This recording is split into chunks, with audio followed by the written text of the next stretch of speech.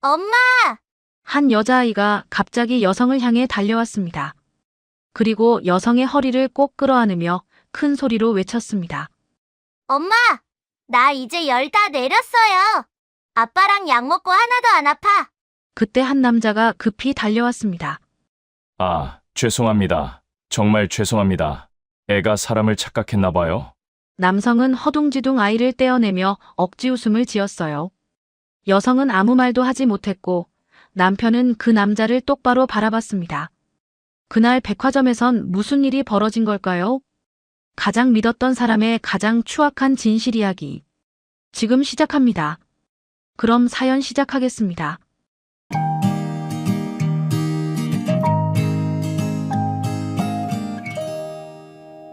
토요일 오후 서울 강남의 프리미엄 백화점.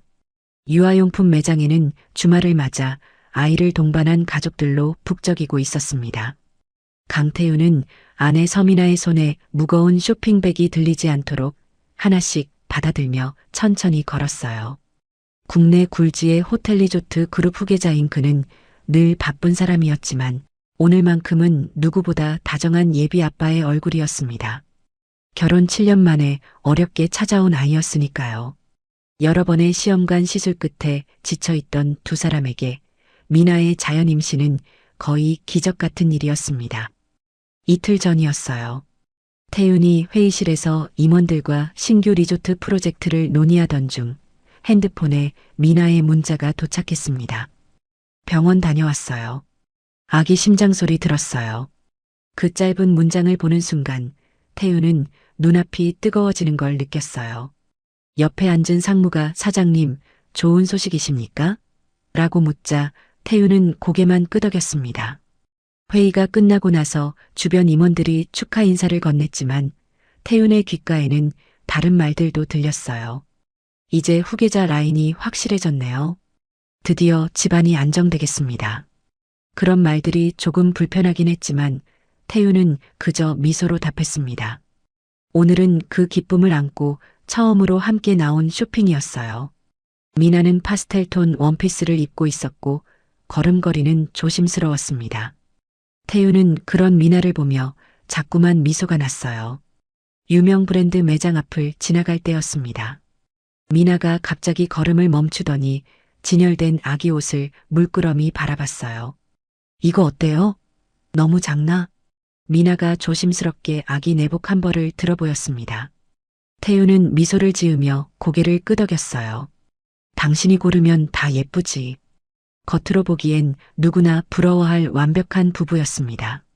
미나는 아나운서 출신답게 단정하고 우아했고 태윤은 냉철한 후계자라는 이미지와 달리 가족 앞에서는 한없이 부드러웠어요.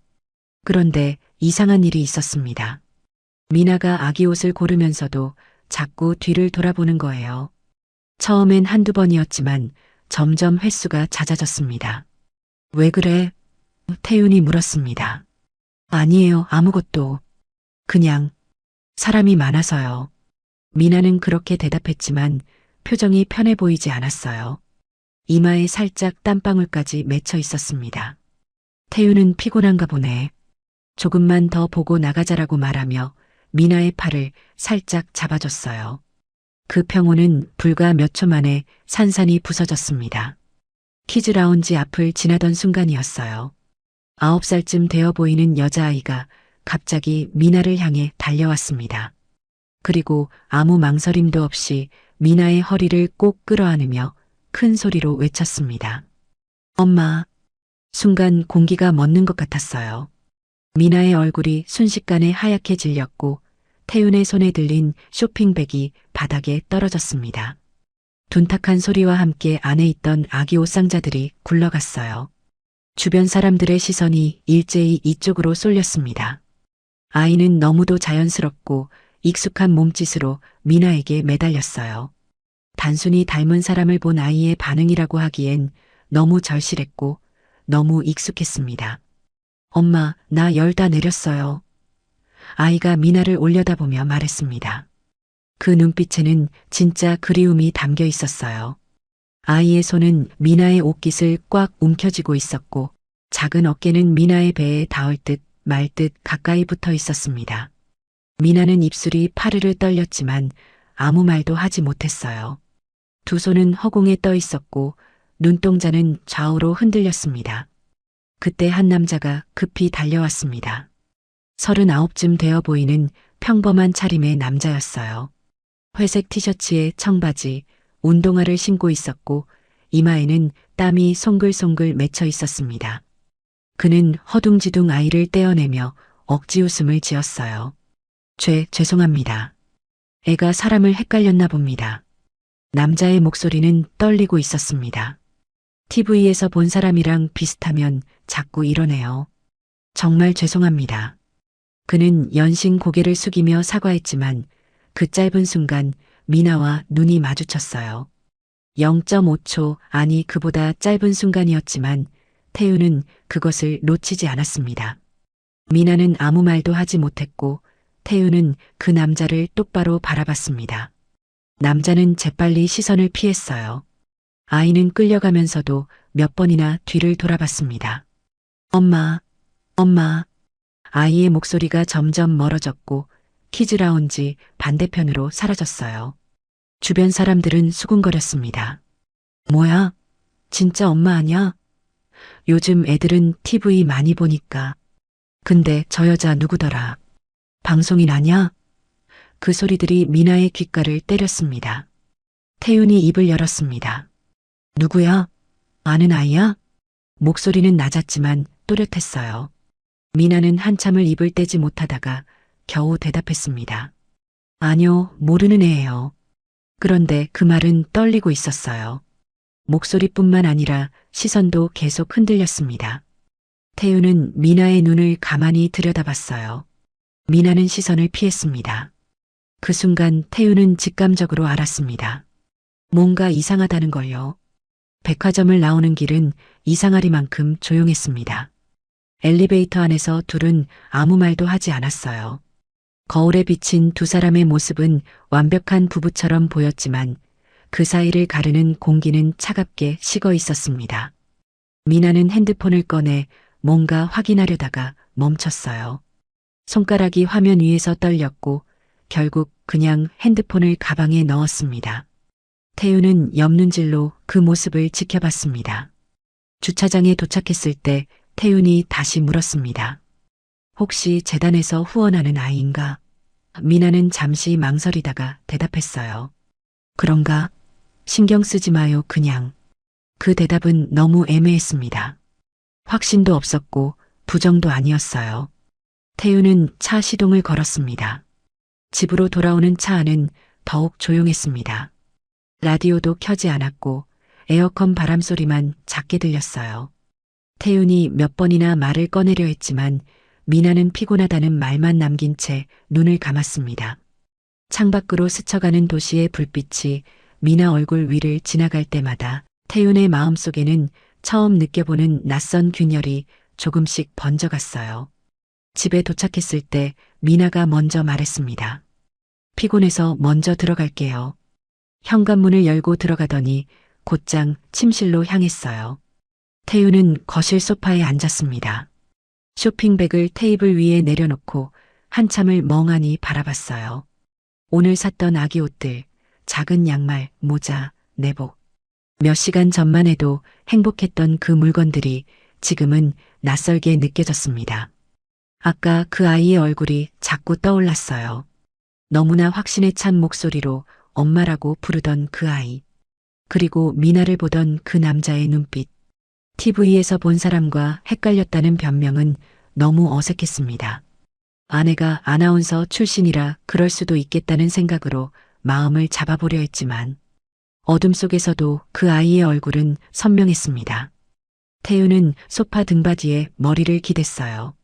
그렇게 아내에 대한 의심이 시작되었습니다.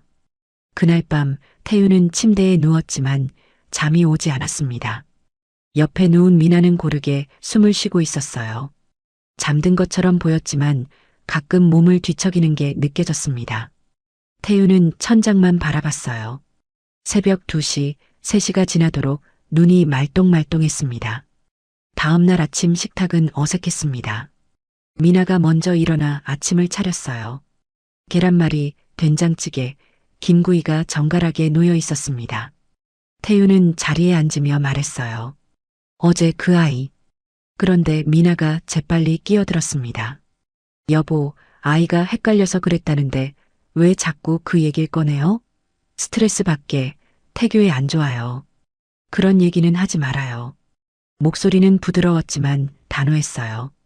태우는 숟가락을 들었지만 밥맛이 없었습니다. 백화점에서의 일이 있은 뒤부터 태우는 아내를 새삼스럽게 바라보게 됐습니다. 전엔 아무렇지 않게 지나쳤던 것들이 하나둘 마음에 걸리기 시작했어요. 미나는 임신이라며 집에서는 늘 피곤한 얼굴을 했지만 이상하게도 외출할 때만 되면 표정이 살아났습니다. 화요일 오전이었어요. 미나가 거울 앞에서 화장을 하고 있었습니다. 평소보다 시간이 오래 걸렸어요. 립스틱 색을 2번이나 바꿔 발랐고 머리도 여러 번 빗어내렸습니다. 태윤이 침실 문 앞을 지나다가 물었어요. 어디가? 미나는 거울 너머로 태윤을 봤습니다. 재단 미팅이요. 오늘 후원 기업 대표님들 오시거든요. 그런데 옷차림이 이상했어요. 정장이 아니라 편안한 니트의 청바지였습니다. 미팅이라고 하기엔 너무 캐주얼했어요. 태윤은 현관까지 따라 나갔습니다. 조심해서 다녀와. 몸 안 좋으면 일찍 들어오고. 미나는 고개를 끄덕이며 미소 지었어요. 걱정 마세요. 금방 올게요. 현관문이 닫히는 소리가 들렸습니다. 태윤은 창문 쪽으로 가서 아래를 내려다봤어요. 미나가 아파트 입구를 나서는 모습이 보였습니다. 걸음이 가벼웠어요. 피곤해 보이던 집에서의 모습과는 달랐습니다. 회사로 향하는 차 안에서 태윤은 계속 생각했습니다. 미행해볼까? 그런데 곧 고개를 저었어요. 에이 무슨. 빨간 신호등 앞에서 차가 멈췄을 때 태윤은 핸들을 꽉 쥐었습니다. 손등에 핏줄이 붉어졌어요. 결국 그는 회사로 향했습니다. 하지만 하루 종일 일이 손에 잡히지 않았어요. 오후 회의 시간이었습니다. 신규 호텔 프로젝트 보고가 진행되고 있었지만 태윤의 머릿속엔 다른 생각뿐이었어요. 사장님? 기획실장이 불렀습니다. 사장님, 제 설명 들으셨습니까? 태윤은 화들짝 정신을 차렸어요. 아, 미안합니다. 계속하세요. 옆에 앉은 부사장이 걱정스러운 눈빛으로 태윤을 봤습니다. 저녁 9시가 되자 태윤은 미나에게 전화했습니다. 어디야? 언제 들어와? 미나의 목소리가 들렸어요. 아, 후원자분이 저녁까지 하시겠대요. 11시쯤 들어갈 것 같아요. 그런데 이상했습니다. 배경소리가 조용했어요. 식당이라면 사람들 소리, 그릇 부딪히는 소리가 들려야 하는데 너무 고요했습니다. 그리고 미나 목소리에 웃음기가 섞여 있었어요. 밤 11시가 조금 넘어서 현관문이 열렸습니다. 태윤은 거실 소파에 앉아 있었어요. 미나가 들어왔습니다. 늦어서 미안해요. 회의가 길어졌어요. 태윤은 미나를 천천히 살폈습니다. 얼굴은 피곤해 보이지 않았어요. 오히려 뭔가 만족스러운 표정이었습니다. 회의 길었다며 피곤하진 않은가 보네? 태윤이 물었습니다. 미나는 가방을 소파에 내려놓으며 대답했어요. 네, 뱃속 우리 아이가 에너지를 주나 봐요. 호호. 미나가 샤워하러 들어간 사이 태윤은 테이블 위에 놓인 미나의 핸드폰을 봤습니다. 진동이 울렸어요. 화면에 이름이 떴습니다. 채은 엄마. 태윤의 가슴이 철렁 내려앉았습니다. 손이 떨렸어요. 핸드폰을 집어들까 말까 망설였습니다. 그때 욕실 문 여는 소리가 들렸어요. 태윤은 재빨리 자리에서 일어났습니다. 그날 밤부터 태윤은 잠자리에서 미나 옆에 누워도 낯선 기분이 들었습니다.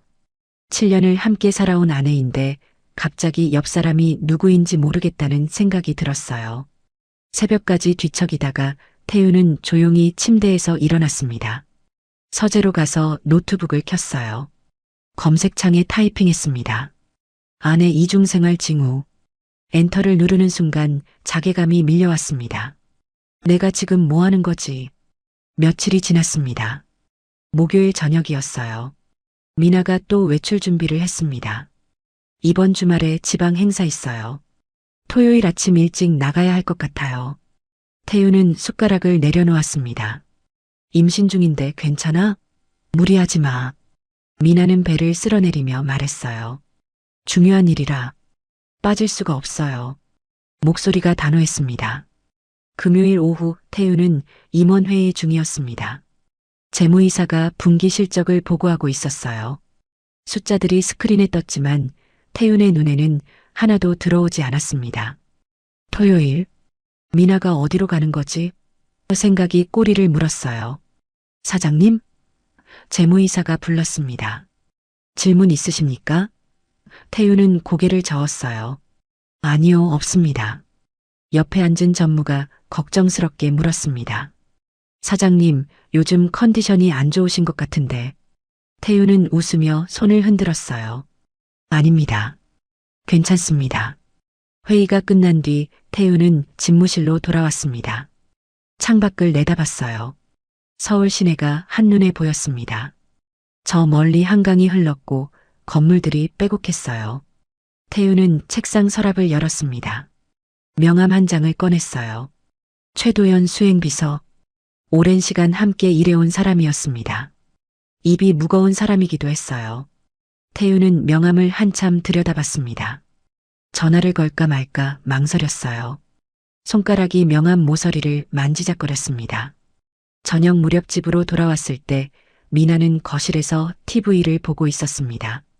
태교 프로그램이었어요. 클래식 음악이 흘러나오고 있었습니다. 일찍 왔네요. 미나가 웃으며 말했습니다. 태윤은 가방을 소파에 내려놓고 미나 옆에 앉았어요. 내일 몇 시에 출발해? 미나는 리모컨으로 볼륨을 줄였습니다. 아침 8시쯤요. 행사가 오전에 시작해서요. 어디서 하는데? 태윤의 질문에 미나는 잠깐 멈칫했어요. 충주요. 문화재단 지역 지부에서 행사하거든요. 그날 밤 태윤은 서재에 홀로 앉아 있었습니다. 책상 위에 위스키 잔이 놓여 있었어요. 한 모금 마셨습니다. 목구멍이 뜨거웠어요. 핸드폰을 꺼내 최도연의 번호를 오래 쳐다봤습니다. 화면의 불빛이 어두운 서재를 희미하게 밝혔어요. 손가락이 통화 버튼 위에서 맴돌았습니다. 확인해야 해. 이대로는 못 살아. 태윤은 입술을 깨물었어요. 그러나 결국 전화를 걸지 않았습니다. 핸드폰을 책상 위에 내려놓고 다시 잔을 들었어요. 창밖으로 서울의 야경이 펼쳐져 있었습니다. 불빛들이 반짝였지만 태윤의 눈에는 그 어떤 것도 아름답게 보이지 않았습니다.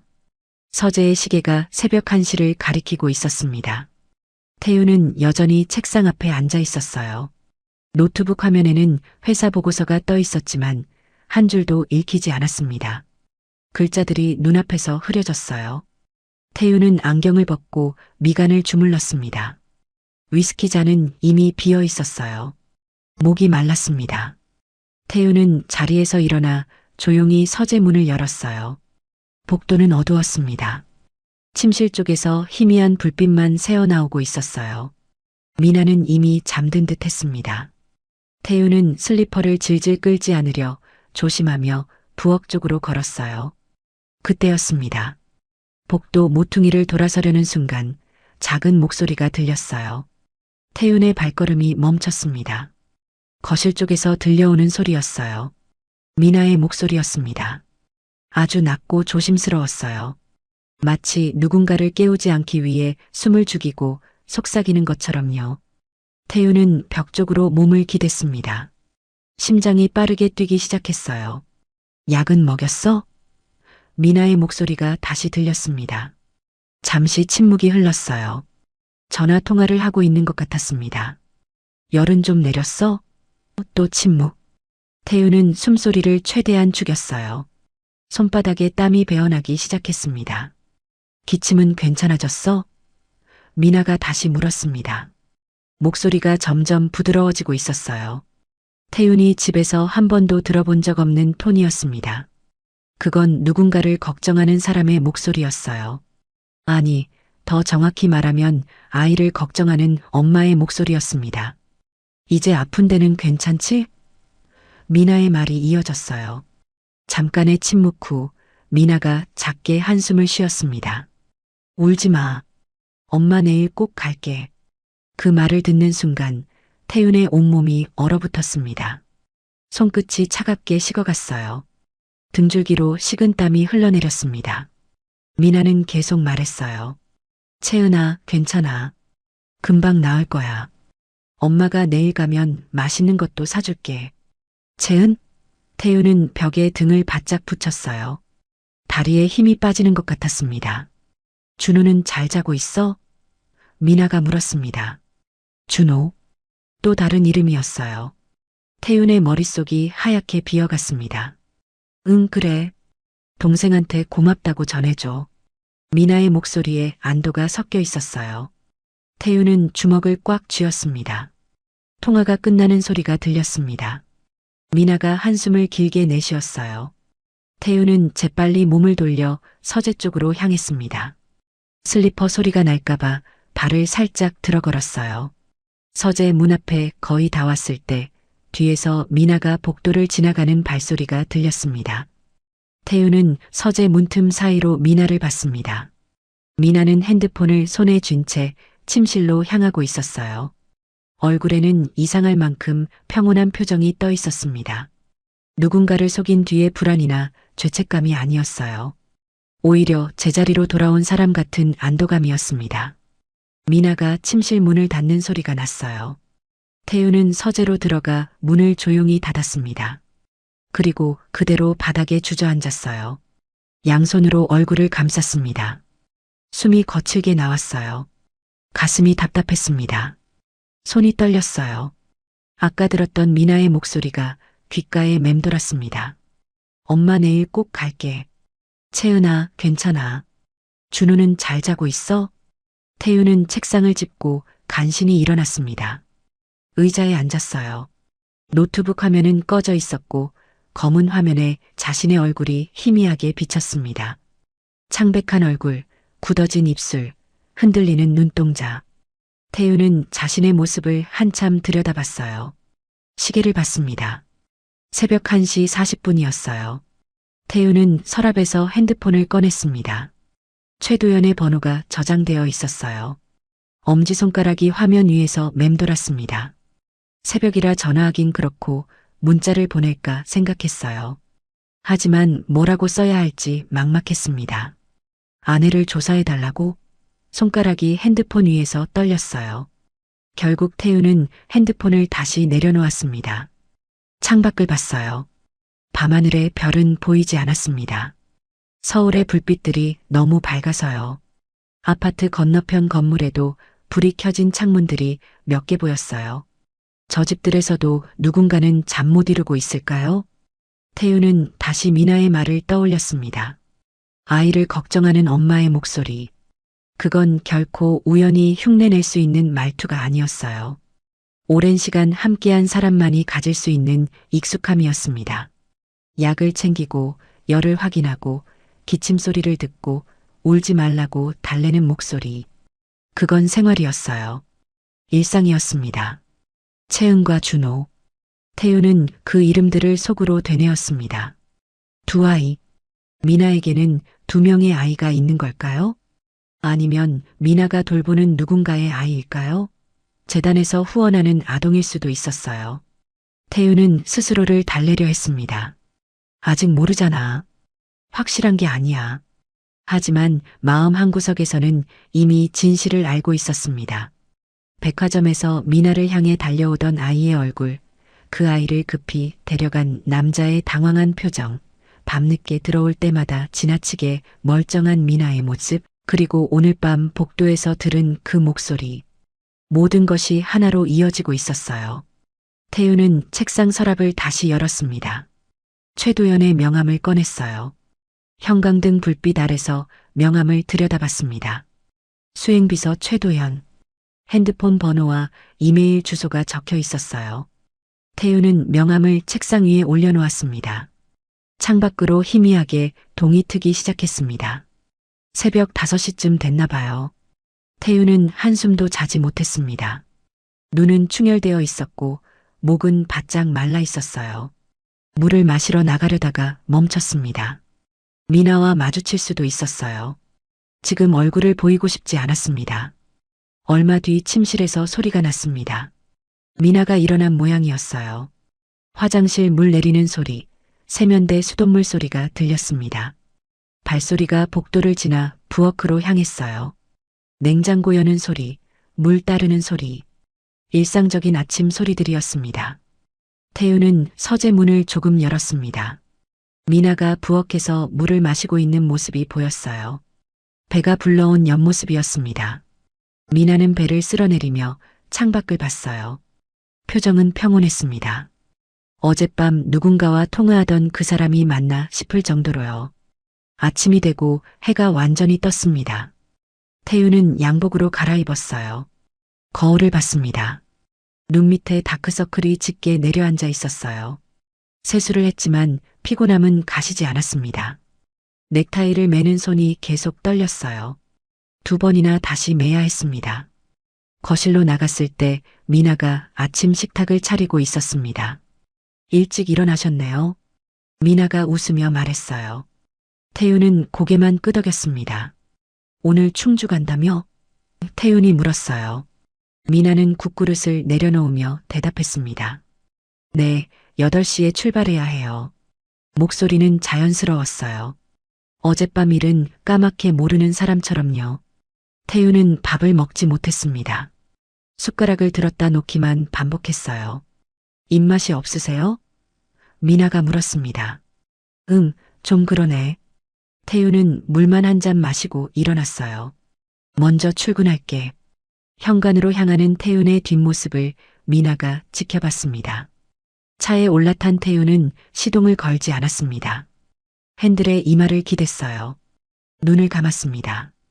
어젯밤 미나의 목소리가 다시 들렸어요. 엄마 내일 꼭 갈게. 태윤은 눈을 떴습니다. 백미러로 집을 봤어요. 거실 창문에 미나의 그림자가 비쳤습니다. 태윤은 주머니에서 핸드폰을 꺼냈습니다. 최도연에게 문자를 보냈어요. 오늘 오전에 시간 되면 사무실로 와주세요. 개인적으로 부탁할 일이 있습니다. 전송 버튼을 누르는 손가락이 떨렸습니다. 오전 10시 태윤의 집무실 문이 조용히 열렸습니다. 최도연이 들어왔어요. 39의 나이에 이미 10년 넘게 태윤 곁을 지켜온 사람이었습니다. 태윤은 창가에 서서 밖을 내다보고 있었어요. 등만 보여도 평소와 다르다는 게 느껴졌습니다. 사장님 부르셨습니까? 도연이 조심스럽게 말했습니다. 태윤은 천천히 돌아섰어요. 눈 밑 다크서클이 유난히 짙었습니다. 앉아요. 태윤이 소파를 가리켰어요. 도연은 자리에 앉았고 태윤도 맞은편에 앉았습니다. 탁자 위에 커피잔이 놓였지만 둘 다 손대지 않았어요. 한참 동안 침묵이 흘렀습니다. 태윤은 손가락으로 소파 팔걸이를 톡톡 두드렸어요. 입술을 몇 번이나 달싹였지만 말이 쉽게 나오지 않았습니다. 도연은 기다렸어요. 재촉하지 않았습니다. 이번 일은 태윤이 드디어 입을 열었습니다. 절대 비밀이야. 누구에게도 말하면 안 돼. 목소리가 낮게 깔렸어요. 알겠습니다. 도연이 고개를 숙였습니다. 태윤은 창밖을 봤어요. 고층 빌딩들이 즐비하게 서 있었습니다. 미나. 그 이름을 부르는 것조차 힘들었어요. 태윤은 주먹을 쥐었다 폈다를 반복했습니다. 미나 최근 일정을. 실제로 어디를 다녔는지 확인해줘. 도연의 눈빛이 잠깐 흔들렸습니다.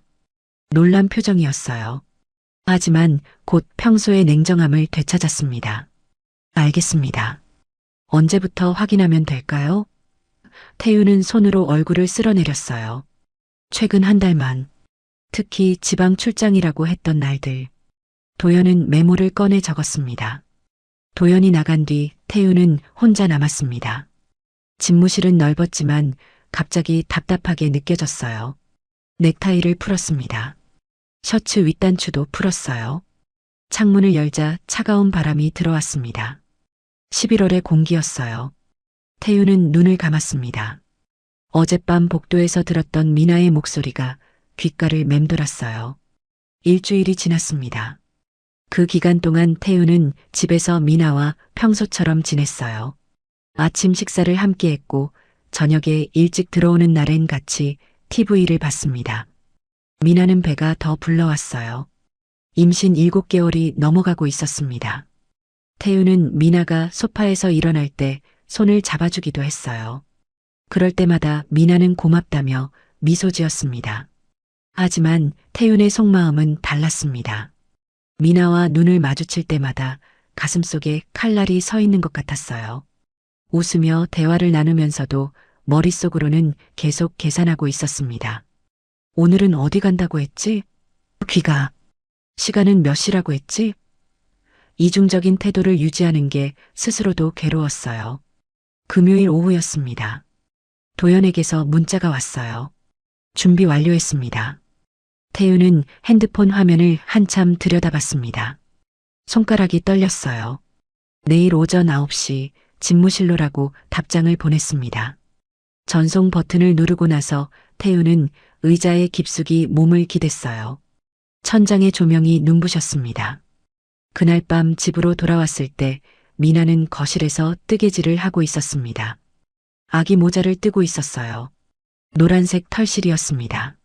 일찍 왔네요. 미나가 웃으며 말했어요.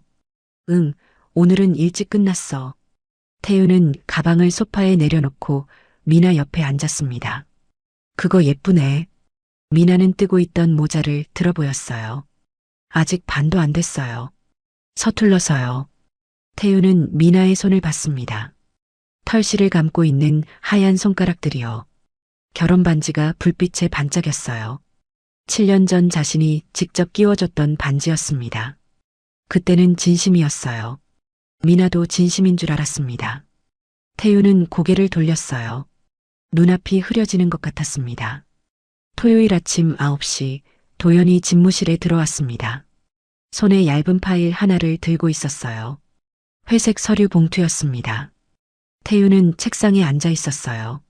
도연이 다가와 파일을 내밀었습니다. 여기 있습니다. 태윤은 파일을 받는 순간부터 손끝이 차가워지는 걸 느꼈어요. 열어봐도 될까요? 태윤이 물었습니다. 이상한 질문이었어요. 자기가 시킨 조사인데 허락을 구하다니요. 도연은 고개를 끄덕였습니다.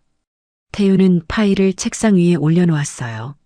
한참을 그냥 내려다봤습니다. 봉투 겉면에는 아무것도 적혀 있지 않았어요.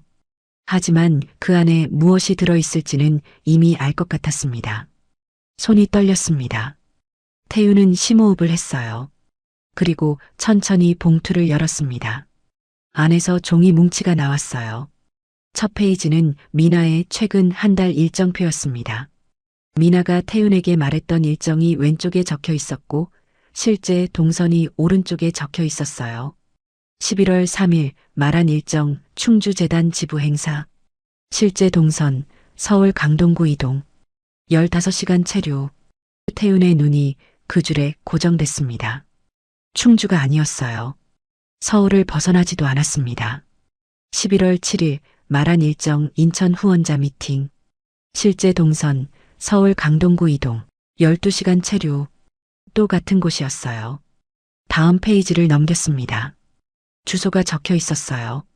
서울시 강동구. 신축 브랜드 아파트였습니다.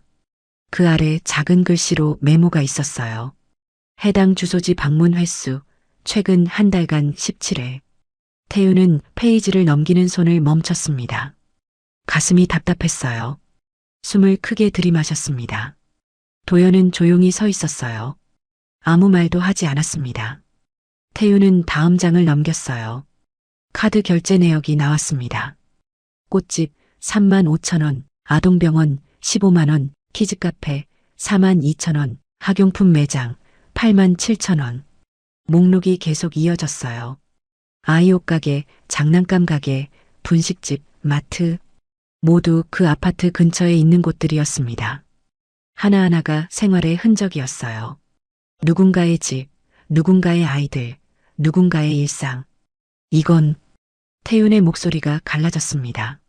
말을 잇지 못했어요. 도연이 조심스럽게 말을 이었습니다. 차량 호출 기록도 확인했습니다. 그 주소지로 간 날이 총 21번입니다. 태우는 고개를 들어 도연을 봤어요. 눈빛이 흔들렸습니다. 계속 말해봐. 도연은 파일 뒤쪽을 넘겼습니다. 사진들이 나왔어요. 주차장 CCTV 캡처 화면이었습니다. 흑백이라 선명하진 않았지만 사람 윤곽은 알아볼 수 있었어요. 이건 11월 5일 오후 2시경입니다. 도연이 사진을 가리켰어요. 미나로 보이는 여자가 한 남자와 함께 걷고 있었습니다. 그 옆으로 작은 아이 2명의 그림자가 보였어요. 태우는 사진을 집어들었습니다. 눈을 가까이 대고 들여다봤어요. 남자의 얼굴은 흐릿했습니다. 하지만 키와 체형이 백화점에서 봤던 그 사람과 비슷했어요. 아이들 중 한 명은 키가 컸습니다. 초등학생쯤 되어 보였어요. 다른 한 명은 작았습니다. 유치원생 정도요. 아직 얼굴이 뚜렷하진 않지만 도연이 말했습니다. 같은 남성과 아이 2명이 반복적으로 함께 찍혀 있습니다. 태우는 사진을 내려놓았어요. 의자 등받이에 몸을 기댔습니다. 창밖을 봤어요.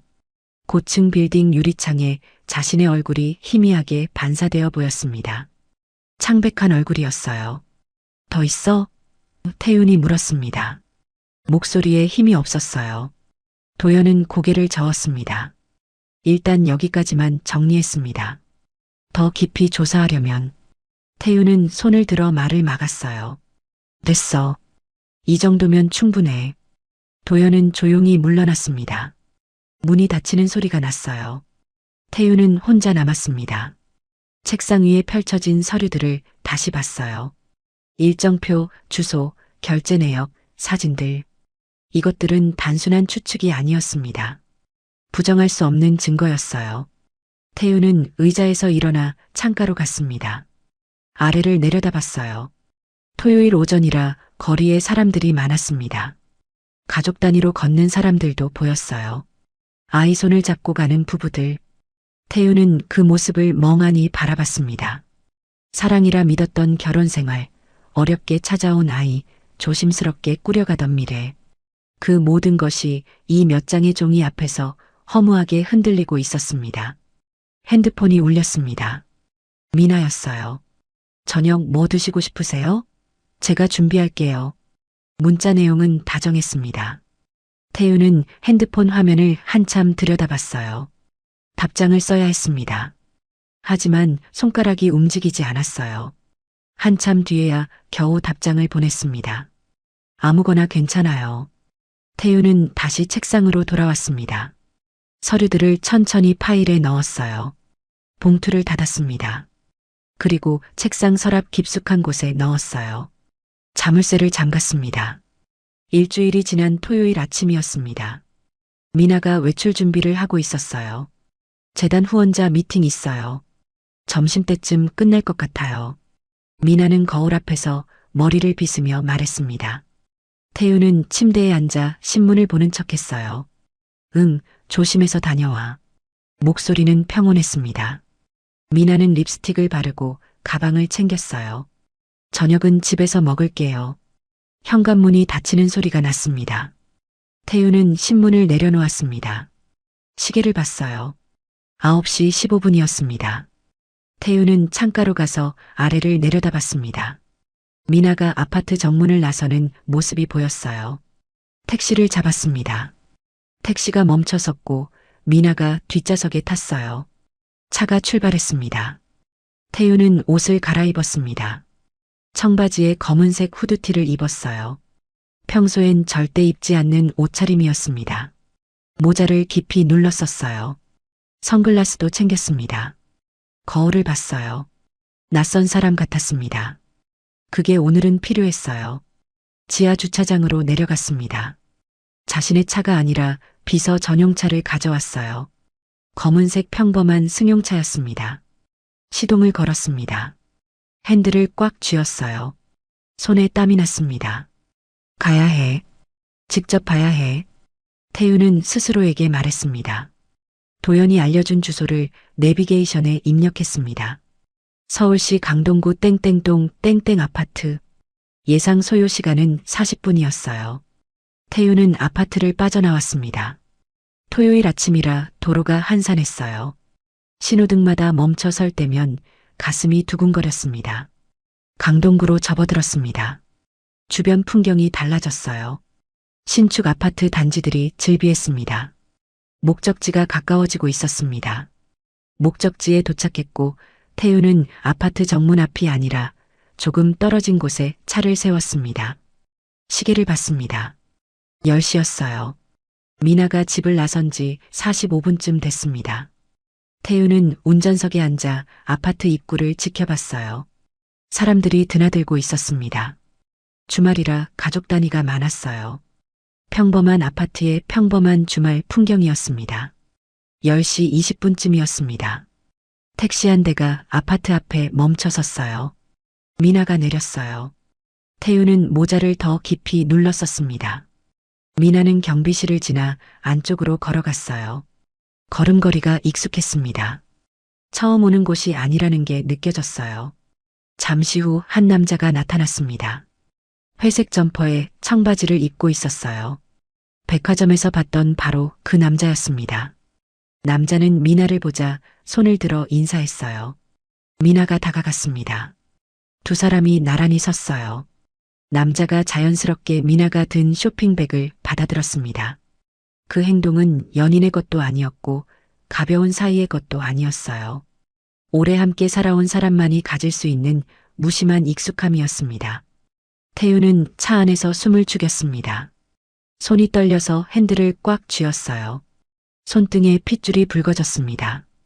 그때 아파트 단지 안쪽에서 아이 목소리가 들렸어요. 엄마. 태우는 몸을 앞으로 숙였습니다. 초등학생으로 보이는 여자아이가 뛰어왔습니다. 백화점에서 미나에게 달려왔던 바로 그 아이였습니다. 채은이었어요. 아이는 미나에게 달려가 팔을 벌렸습니다. 미나가 허리를 숙여 아이를 안았어요.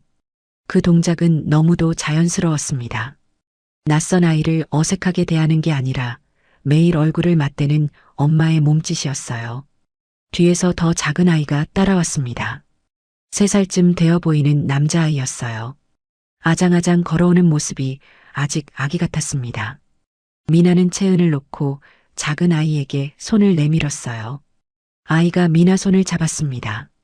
준우야, 엄마 왔어. 미나의 목소리가 바람을 타고 희미하게 들렸어요.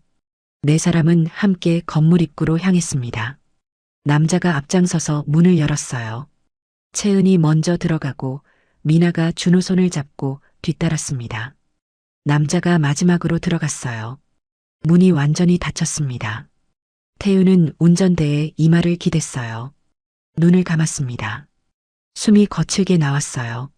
가슴이 답답했습니다. 방금 본 장면이 눈앞에 계속 떠올랐어요. 미나가 아이를 안던 모습, 준우 손을 잡던 모습, 4사람이 함께 들어가던 모습. 시간이 흘렀습니다. 태우는 차에서 내리지 않고 그냥 앉아서 그 건물만 바라봤습니다. 오후 3시쯤이었습니다. 창문이 열렸어요. 미나로 보이는 사람이 창가에 서 있었습니다. 밖을 내다보고 있었어요. 햇살이 그 얼굴을 비췄습니다. 미나였어요. 표정이 보이진 않았지만 자세가 편안해 보였습니다. 집에서 볼 때의 긴장된 모습이 아니었어요. 태우는 주먹을 쥐었습니다. 4시가 넘어갔습니다. 태우는 여전히 차 안에 있었어요. 시트에 깊숙이 몸을 묻혔습니다. 모자는 눈썹까지 내려왔고 선글라스는 아직 쓰고 있었어요. 지나가는 사람들은 차 안을 들여다보지 않았습니다. 해가 기울기 시작했습니다. 11월의 해는 빨리 졌어요. 5시쯤 되자 하늘이 붉게 물들었습니다. 아파트 창문들에 하나둘 불이 켜지기 시작했어요. 저녁 준비를 하는 시간이었습니다. 2층 그 집 창문에서도 불빛이 환해졌어요. 창문 너머로 식탁이 보였습니다. 4사람이 둘러앉아 있었어요. 저녁을 먹고 있는 것 같았습니다. 채은이 무언가 말하는 모습이 보였어요. 미나가 고개를 끄덕이며 웃었습니다. 남자가 준호에게 뭔가 떠먹여주는 것 같았어요. 평범한 가족의 저녁 식사였습니다. 태우는 차 안에서 그 장면을 한참 지켜봤습니다. 입술을 깨물었어요. 입안에 비린 맛이 돌았습니다. 눈가가 뜨거워졌어요. 하지만 눈물은 나오지 않았습니다. 너무 큰 충격은 눈물도 나오지 않게 만드나 봤어요. 6시가 되자 하늘이 완전히 어두워졌어요. 태우는 시동을 걸었습니다. 엔진 소리가 조용한 주택가에 울렸어요. 백미러로 아파트를 마지막으로 봤습니다. 2층 창문에 여전히 불이 켜져 있었어요. 그 안에서 미나가 웃고 있었습니다. 태윤이 집에서 본 적 없는 얼굴로요. 차가 천천히 움직이기 시작했습니다. 아파트가 점점 멀어졌어요. 태윤은 핸들을 꽉 쥔 채 앞만 봤습니다. 강변북로에 진입했습니다. 한강이 어둠 속에서 검게 흘렀어요. 다리 위 가로등 불빛들이 물에 반사되어 일렁였습니다. 태윤은 라디오도 켜지 않았어요. 침묵 속에서 운전했습니다. 차 안에는 엔진 소리와 바람 소리만 들렸어요. 집 근처에 도착했을 때는 7시가 넘어 있었습니다. 태윤은 지하 주차장에 차를 세우고 차에서 내리지 않았어요. 그냥 운전석에 앉아 앞만 봤습니다. 어두운 주차장 벽이 보였어요. 형광등이 깜빡거렸습니다. 그때 핸드폰이 울렸습니다. 미나였어요. 저녁 드셨어요? 저 지금 집으로 가는 중이에요. 태윤은 핸드폰 화면을 멍하니 바라봤어요. 답장을 해야 했습니다. 손가락이 떨렸어요. 응, 먹었어. 천천히 와. 라고 보냈습니다. 전송 버튼을 누르는 손가락에 힘이 들어갔어요.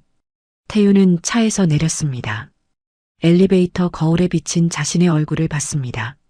모자를 벗고 선글라스도 벗었습니다. 머리가 헝클어져 있었고 눈은 충혈되어 있었습니다. 바짝 마른 입술이 왠지 낯설게 느껴졌습니다. 집안은 조용했습니다. 불을 켜자 거실이 환해졌습니다. 소파에 앉았어요. 벽시계 소리가 들렸습니다. 태윤은 그 소리를 한참 들었습니다. 아무 생각도 하고 싶지 않았어요. 하지만 머릿속에는 계속 그 장면들이 떠올랐습니다. 미나가 아이를 안던 모습, 네 사람이 식탁에 둘러앉던 모습, 창문 너머로 보이던 웃음, 현관문이 열리는 소리가 났습니다. 다녀왔어요. 미나의 목소리가 현관에서 들렸습니다. 태윤은 소파에서 일어나지 않았어요. 응, 짧게 대답했습니다. 미나가 거실로 들어왔어요. 회의 길었어요. 피곤하네. 가방을 소파에 내려놓으며 말했습니다. 태윤은 미나를 봤어요. 화장은 조금 지워져 있었지만 얼굴은 밝았습니다. 피곤해 보이지 않았어요. 저녁은? 미나가 물었습니다. 먹었어. 태윤의 목소리는 덤덤했어요. 미나는 부엌으로 가서 물을 마셨습니다. 저도 회의 때 샌드위치 먹었어요. 배불러요. 거짓말이 자연스러웠어요. 태윤은 미나가 물 마시는 모습을 지켜봤습니다. 2시간 전 창문 너머로 봤던 저녁 식탁이 떠올랐어요. 그날 밤 태윤은 또다시 잠들지 못했습니다. 태윤은 천장만 바라봤습니다. 머릿속이 복잡했어요. 오늘 본 것이 전부일까요? 아니면 더 깊은 무언가가 있을까요? 확실히 알아야 해. 태윤은 결심했습니다. 월요일 아침 태윤은 일찍 출근했습니다. 집무실에 도착하자마자 도연을 불렀어요. 더 조사해야 할 것 같아. 도연은 고개를 끄덕였습니다. 어디까지 하시겠습니까? 태윤은 창밖을 봤어요. 미나와 그 남자. 언제부터 알고 지낸 사이인지 알아봐줘. 결혼 전 기록도 찾아봐. 며칠 뒤 태윤은 법무팀 회의실에 있었습니다. 도연뿐만 아니라 그룹 법무팀장과 오세린 변호사도 함께였어요. 오세린은 태윤 집안을 오래 맡아온 베테랑 변호사였습니다. 회의실 문이 닫혔어요. 오늘 이 자리에서 나눈 이야기는 절대 밖으로 나가선 안 됩니다. 태윤의 목소리가 낮게 깔렸습니다. 테이블 위에 두꺼운 파일이 놓였습니다. 오세린이 파일을 펼쳤어요. 먼저 과거 기록부터 말씀드리겠습니다. 첫 장에는 주소 이력이 적혀 있었어요. 서민아 씨와 윤도혁 씨는 사장님과 결혼하시기 전부터 이미 같은 주소지에 거주한 기록이 있습니다. 태윤의 손가락이 테이블을 톡톡 두드렸어요. 정확히는 결혼 2년 전부터입니다. 약 3년간 함께 살았던 것으로 보입니다. 오세린이 서류를 넘기며 설명했습니다. 주변 이웃들 증언도 확보했는데요. 당시 두 사람을 부부로 알고 있었다고 합니다. 태윤은 주먹을 쥐었어요. 손등에 핏줄이 붉어졌습니다. 채은이라는 아이는 오세린이 다음 장을 펼쳤습니다. 두 사람이 함께 살던 시기에 출생했습니다. 출생신고는 윤도혁 씨 단독으로 되어 있고요. 태윤은 눈을 감았어요. 숨을 깊이 들이마셨습니다. 그럼 미나는 그 상태로 나한테 접근한 거야? 말끝이 떨렸어요. 도연이 조심스럽게 말했습니다. 사장님과 결혼하신 뒤에도 관계를 유지한 것으로 보입니다. 주말마다 그 아파트를 방문했고 카드 결제 내역도 계속 이어집니다. 태윤은 책상을 짚고 일어섰어요. 창가로 갔습니다. 서울 시내가 한눈에 보였지만 아무것도 보이지 않았어요. 준호라는 아이는요? 태윤이 물었습니다. 등을 보이고 서 있었어요. 회장님과 결혼하신 지 3년째 되는 해에 태어났습니다. 오세린의 대답에 태윤의 어깨가 굳었어요. 그때도 나랑 살면서 목소리가 갈라졌습니다. 네, 그렇습니다. 태윤의 머릿속에 문득 기억이 떠올랐습니다. 4년 전쯤이었어요. 미나가 조심스럽게 말을 꺼냈던 때가 있었습니다. 태윤 씨, 나 해외 연수 좀 다녀와도 될까요? 방송 관련 프로그램인데 2년 정도 걸린다고 해요. 태윤은 그때 아내의 커리어를 위해 흔쾌히 허락했었어요. 그때 그게 준호를 임신했던 시기였나? 태윤은 눈을 감았습니다. 연수를 핑계로 거리를 두려 했던 게 아니었을까요? 출산과 산후조리를 숨기려고요. 태윤의 손이 창틀을 꽉 쥐었어요. 손가락 마디가 하얗게 변했습니다. 태윤은 한참 동안 창밖만 바라봤습니다. 회의실 안은 조용했어요. 법무팀장이 물 한 잔을 따라 태윤 앞에 내려놓았습니다. 태윤은 돌아서서 자리에 앉았어요. 물을 한 모금 마셨습니다. 손이 떨려서 잔을 내려놓을 때 소리가 났어요. 재단 관련 자금은 어떻게 됐어? 태윤이 물었습니다. 법무팀장이 노트북을 열었어요. 사장님 명의 카드로 아동 관련 물품을 구매한 내역이 다수 있습니다. 영수증 처리는 재단 후원으로 되어 있고요. 화면에 엑셀표가 떴습니다. 총액이? 법무팀장이 말을 멈췄어요. 얼마야? 태윤의 목소리가 차가웠습니다. 지난 3년간 약 8천만 원입니다. 태윤은 웃음이 나올 뻔했어요. 쓴웃음이었습니다. 그 돈으로 다른 남자아이들 키운 거네. 회의실이 다시 조용해졌어요. 오세린이 조심스럽게 말했습니다. 사장님, 이건 단순 외도가 아닙니다. 처음부터 계획된 혼인으로 봐야 합니다. 태윤은 오세린을 봤어요. 무슨 뜻이죠? 서민아 씨가 사장님께 접근한 과정을 조사했습니다. 파일에서 새로운 서류가 나왔습니다. 7년 전 재단 행사에서 처음 만나셨다고 하셨죠? 태윤은 고개를 끄덕였어요. 그 행사는 우연이 아니었습니다. 서민아 씨 측에서 공통 지인을 통해 사장님 일정을 미리 파악했던 정황이 있습니다. 오세린이 서류를 가리켰어요. 이분이 당시 중개 역할을 한 것으로 보입니다. 태윤은 그 이름을 봤습니다. 아는 사람이었어요. 방송계 인맥으로 가끔 만나던 PD였습니다. 이 사람이 태윤의 목소리가 떨렸어요. 네. 서민아 씨에게 사장님에 대한 정보를 제공했고 재단 행사에 동행하도록 주선했습니다. 도연이 덧붙였습니다. 그 뒤로도 몇 차례 더 우연한 만남이 이어집니다. 모두 사전에 계획된 것으로 보입니다. 태윤은 주먹을 쥐었어요. 7년 전 미나를 처음 봤던 그날이 떠올랐어요.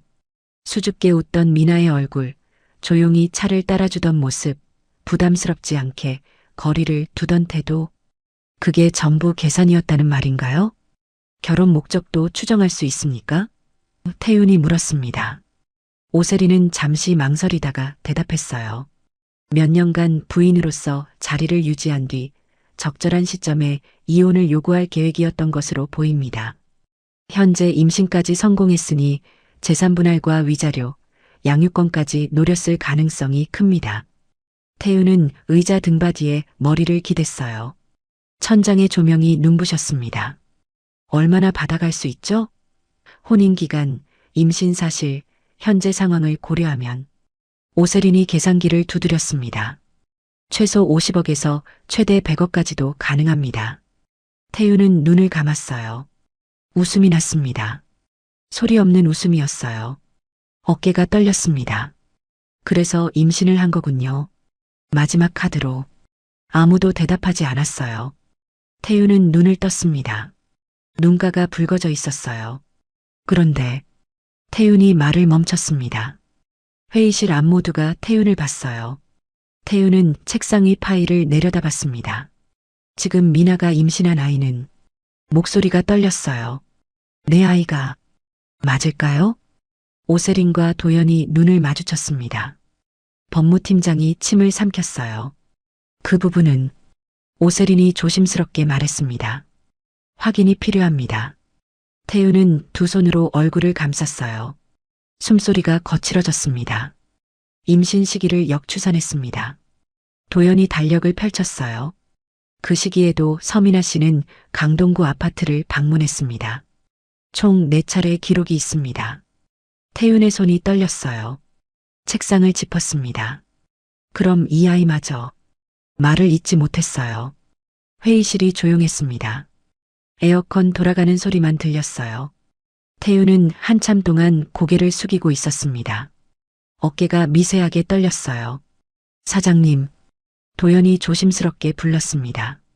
태윤은 손을 들어 말을 막았어요. 출산 후에 태윤이 천천히 말했습니다.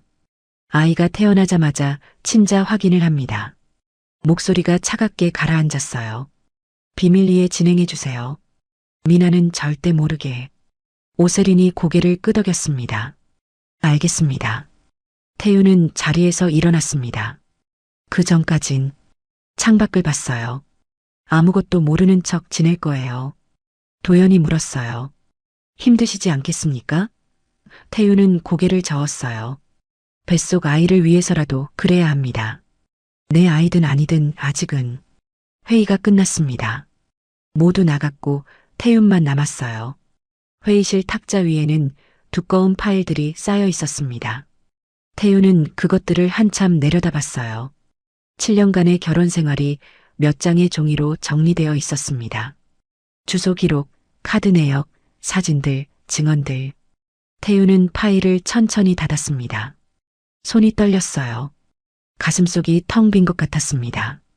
사랑이라 믿었던 것, 가족이라 꿈꿨던 것, 미래라 그렸던 것들이 모두 거짓이었어요. 태윤은 의자에 앉았습니다. 두 손으로 얼굴을 감쌌어요. 눈가가 뜨거워졌습니다. 문자가 왔습니다. 미나였어요. 오늘 저녁 일찍 들어오세요. 미역국 끓일게요. 태윤은 핸드폰 화면을 한참 들여다봤어요. 미역국. 임산부가 남편을 위해 끓이는 음식. 다정한 아내의 모습. 그것마저 연기일까요? 태윤은 답장을 보냈습니다. 알았어. 일찍 갈게. 전송 버튼을 누르는 손가락에 힘이 들어갔어요. 창밖으로 해가 지고 있었습니다. 빌딩 사이로 붉은 석양이 내려앉았어요. 아름다운 풍경이었지만 태윤의 눈에는 아무것도 들어오지 않았습니다. 그는 그저 창가에 서서 멍하니 밖을 바라볼 뿐이었어요. 한 달이 흘렀습니다. 태윤은 집에서 평소와 똑같이 지냈어요. 아침마다 미나가 차려준 식사를 했고 저녁엔 함께 TV를 봤습니다. 미나의 배는 점점 불러왔어요. 임신 8개월을 넘어서고 있었습니다. 태윤은 미나가 계단을 오를 때 손을 잡아주기도 했어요. 소파에서 일어날 때면 허리를 받쳐주기도 했습니다. 하지만 그럴 때마다 가슴속 어딘가가 얼어붙는 것 같았어요. 12월 중순 출산 예정일이 다가왔습니다. 어느 날 새벽이었어요. 미나가 태윤을 흔들어 깨웠습니다. 태윤 씨, 배가 아파요. 목소리가 떨리고 있었어요. 태윤은 벌떡 일어났습니다. 진통? 미나는 고개를 끄덕이며 배를 움켜쥐었어요. 응, 병원 가야 할 것 같아요. 아이고 배야. 태우는 재빨리 옷을 갈아입었습니다. 미리 준비해둔 가방을 챙겼어요. 미나를 부축해서 엘리베이터로 향했습니다. 미나는 태윤의 팔을 꽉 잡았어요. 무섭네요. 미나가 작게 말했습니다. 태윤은 아무 대답도 하지 않았어요. 그저 미나를 차에 태웠습니다. 병원까지 20분이 걸렸습니다. 새벽이라 도로가 한산했어요. 신호등마다 태윤은 미나를 힐끗 봤습니다. 미나는 눈을 감고 숨을 고르고 있었어요. 이마에 땀이 맺혀 있었습니다. 태윤의 손은 핸들을 꽉 쥐고 있었어요. 내 아이일까 아닐까? 그 생각이 머릿속을 떠나지 않았습니다. 병원에 도착했습니다. 응급실 입구에 차를 세우고 휠체어를 가져왔어요. 미나를 태워 안으로 들어갔습니다. 간호사들이 달려왔어요. 몇 주 차세요? 38주입니다. 태윤이 대답했습니다. 진통 간격은요? 5분 정도요. 미나가 신음하며 말했어요. 분만실로 옮겨졌습니다. 의사가 검진을 했어요. 자궁경부가 많이 열렸네요. 곧 수술 들어가야겠습니다. 태윤은 복도에 서 있었어요. 분만실 문이 닫혔습니다. 빨간 불이 켜졌어요. 수술 중이라는 표시판이 붙었습니다. 태윤은 복도 의자에 앉았습니다. 시계를 봤어요. 새벽 4시 30분이었습니다. 복도는 조용했어요. 형광등 소리만 희미하게 들렸습니다. 태윤은 두 손을 깍지 끼고 기도하듯 모았어요. 하지만 기도가 나오지 않았습니다. 그저 제발 이라는 말만 속으로 되뇌었어요. 1시간이 지나고 2시간이 지났어요. 태윤은 복도를 오가며 걸었습니다. 분만실 문을 몇 번이나 바라봤어요. 안에서는 아무 소리도 들리지 않았습니다. 태윤은 창밖을 봤어요. 동이 트고 있었습니다. 하늘이 점점 밝아졌어요. 오전 7시쯤이었습니다. 분만실 문이 열렸어요. 의사가 나왔습니다. 태윤은 달려갔어요. 어떻게 됐습니까? 의사는 마스크를 벗으며 말했습니다. 출산은 무사히 끝났습니다. 남자아이고요. 태윤의 가슴이 쿵 내려앉았어요. 산모는요? 잘 계십니다. 곧 회복실로 옮길 겁니다. 아기는? 태윤이 물었습니다. 의사의 표정이 조금 굳었어요. 지금 신생아 중환자실로 옮기고 있습니다. 태윤의 얼굴이 하얗게 질렸어요. 네. 왜요? 무슨 문제라도. 아기 상태가 예상보다 좋지 않습니다. 호흡이 불안정하고 심박수도 불규칙해요. 태윤은 다리에 힘이 빠지는 것 같았습니다. 벽을 짚었어요. 심각한 겁니까? 의사는 손을 내저었습니다. 아직은 모릅니다. 정밀 검사를 해봐야 알 수 있어요. 희귀질환 가능성도 배제할 수 없고요. 태윤은 눈을 감았어요. 숨을 깊이 들이마셨습니다. 신생아 중환자실 앞으로 갔습니다. 유리창 너머로 보육기 안에 누워있는 작은 아기가 보였어요. 온몸에 선들이 연결되어 있었습니다. 모니터 화면에 숫자들이 깜빡였어요. 태윤은 유리에 손을 댔습니다. 차가웠어요. 저 아이가 내 아이일까? 태윤의 머릿속에 그 생각이 또 떠올랐습니다. 가슴이 답답했어요. 아버지가 된 기쁨보다 의심이 먼저 밀려왔습니다. 간호사가 다가왔습니다. 보호자분이세요? 태윤은 고개를 끄덕였어요. 네. 산모분은 회복실로 옮겼습니다. 가보시겠어요? 태윤은 한 번 더 유리창 너머를 봤어요. 그리고 돌아섰습니다. 회복실에는 미나가 누워 있었습니다. 얼굴이 창백했어요. 눈을 뜨고 천장을 바라보고 있었습니다. 태윤이 들어서자 고개를 돌렸어요. 아기는 목소리가 갈라졌습니다. 중환자실에 있어. 태윤이 대답했어요. 미나의 눈가가 젖어들었습니다. 네, 왜요? 우리 아기가 왜 중환자실에 있어요? 태윤은 침대 옆 의자에 앉았습니다. 미나의 손을 잡아줬어요. 손이 차가웠습니다. 괜찮아질 거야. 의사 선생님이 최선을 다한대. 미나는 눈물을 흘렸어요. 볼을 타고 눈물이 주르륵 흘러내렸습니다. 제 잘못인가요? 제가 조심하지 못해서.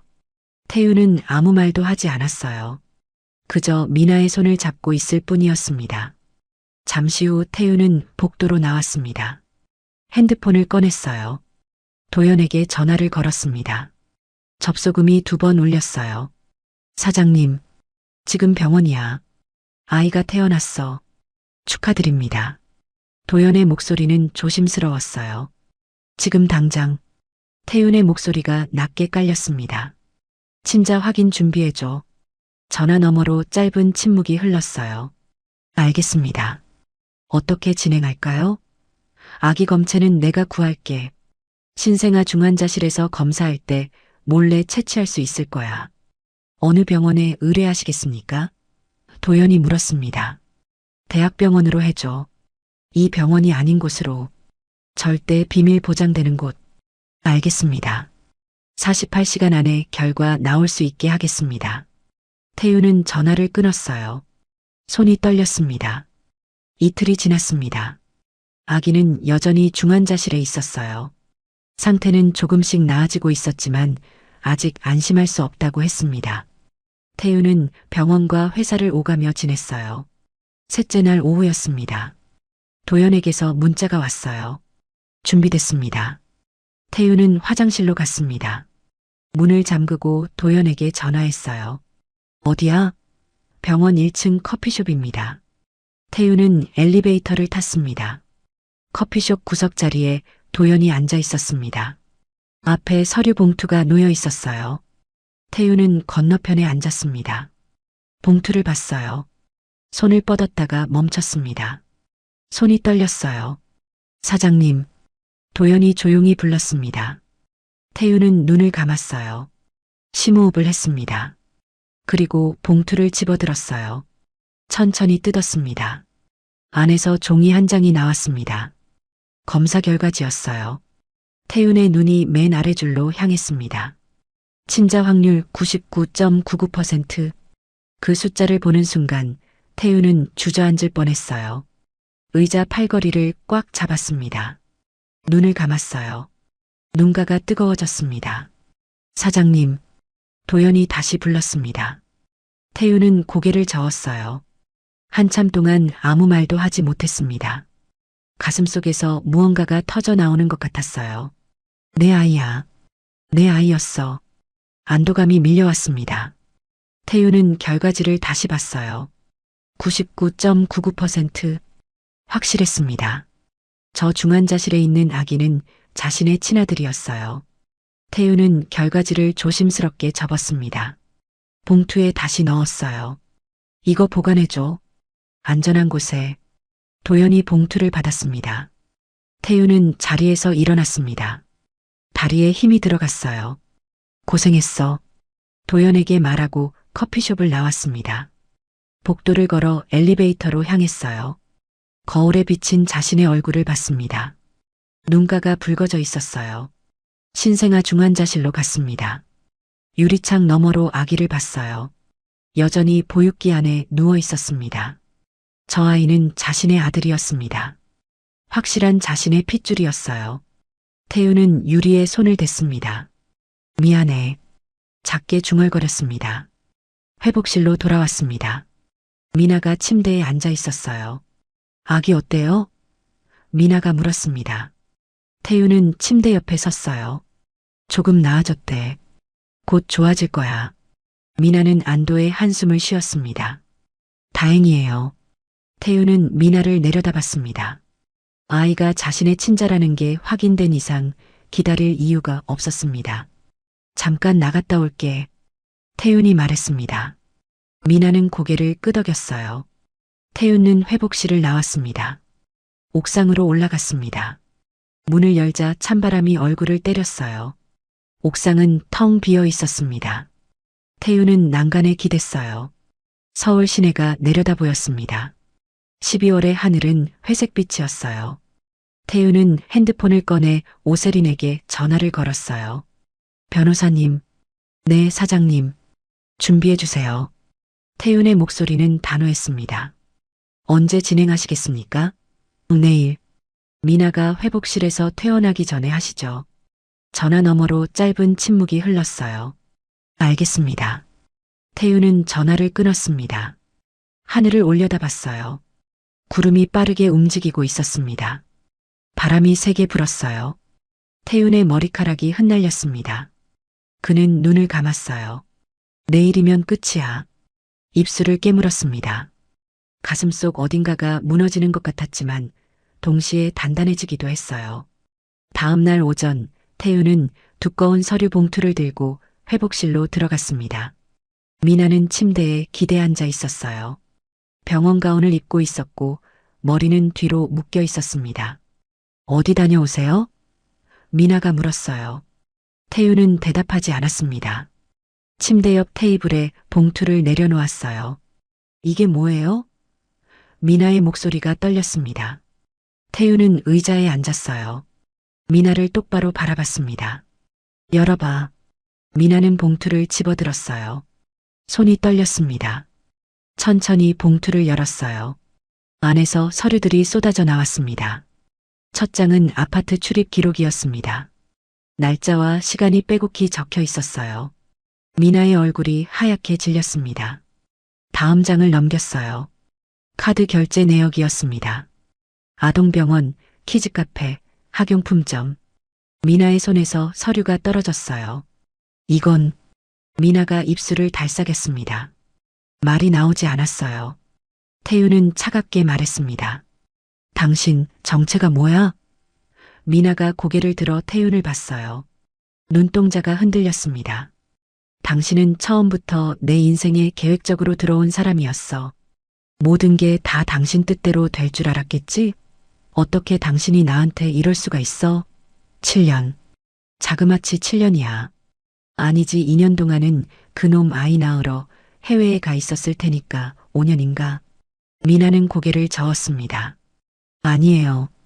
태윤 씨, 그게 아니에요. 목소리가 갈라졌어요. 태윤은 서류를 하나씩 집어들었습니다. 윤도혁? 당신이 결혼 전부터 함께 살던 사람. 미나의 입술이 파르르 떨렸어요. 채은과 준호. 그 사람 아이들. 설명할 수 있어요. 미나가 침대 시트를 움켜쥐었습니다. 내가 설명할게요. 태윤은 손을 들어 말을 막았어요. 내가 지금까지 기다린 건 당신 때문이 아니야. 목소리가 낮게 깔렸습니다. 내 아이 때문이야. 그 말에 미나의 얼굴에서 핏기가 싹 가셨습니다. 뭐라고요? 정말 얼마나 가슴 졸였는지 몰라. 다행히 내 아이더라고. 정말 많이 참고 참아서 이렇게 조용히 얘기하는 걸 고맙게 생각해. 태윤은 차갑게 웃었어요. 그리고 자리에서 일어났어요. 변호사가 곧 올 거야. 필요한 서류 작성하고 문을 향해 걸어갔습니다. 태윤 씨, 미나가 외쳤어요. 하지만 태윤은 돌아보지 않았습니다. 복도에 나온 태윤은 벽에 기댔습니다. 숨을 깊이 들이마셨어요. 손이 떨렸습니다. 하지만 무너지지 않았어요. 핸드폰이 울렸습니다. 도연이었어요. 사장님, 상황이 생겼습니다. 무슨 일이야? 윤도혁 씨가 움직이고 있습니다. 그날 오후 강동구 아파트에서는 다른 일이 벌어지고 있었습니다. 윤도혁은 거실 소파에 앉아 핸드폰을 들여다보고 있었어요. 발신자가 누군지 알 수 없는 문자였습니다. 서민아의 남편이 모든 걸 알게 됐다. 준호가 정말 너의 아들이라 생각하는가? 도혁의 손이 떨렸어요. 채은아, 준호야. 도혁이 아이들을 불렀습니다. 채은이 방에서 나왔어요. 왜요? 도혁은 채은을 봤습니다. 엄마, 언제 온다고 했지? 모르는데. 요즘 자주 안 오잖아요.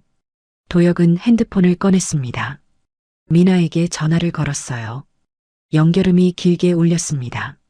받지 않았어요. 다시 걸었어요. 또 받지 않았습니다. 도혁은 문자를 보냈어요. 지금 당장 전화해. 안 그러면 나도 가만 안 있어. 1시간 뒤 미나에게서 전화가 왔습니다. 여보세요. 미나의 목소리는 떨리고 있었어요. 무슨 일이야? 도혁이 소리쳤습니다. 당신 남편이 다 알게 됐다며? 이게 무슨 일이야? 채은이 놀라 아빠를 쳐다봤어요. 오빠, 미안해. 미나가 울먹였습니다. 미안하다고? 지금 그게 할 소리야? 도혁은 거실을 왔다 갔다 걸었어요. 준호. 준호는 대체 누구 아이야? 전화 너머로 침묵이 흘렀습니다. 대답해. 준호가 내 아들 맞아? 당연하지. 그럼 누구 아이야? 그럼 나한테 온 이 문자는 뭐야? 네 남편이 모든 걸 알게 됐고 준호가 내 아들일 거라 생각하냐는데. 미나는 아무런 대답도 하지 않았습니다. 왜 말이 없어? 도혁은 핸드폰을 벽에 집어던질 뻔했어요. 검사해. 지금 당장 친자 확인 검사해.